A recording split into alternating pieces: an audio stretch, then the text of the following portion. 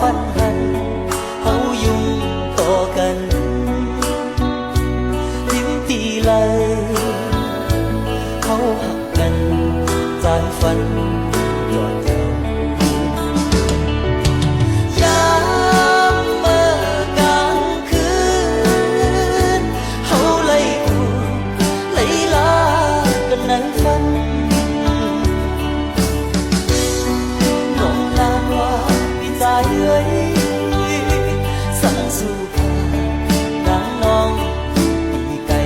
อยากไปลืมเที่ยวทอดถึงนางน้องมองไปว่าถึงว่าแล้วถึงบ่มีหลายปีน้องมองหักพี่ก็ใจหูขึ้นพี่ไปจากมือสู่เลที่เฮาไปไล่ทบกันก็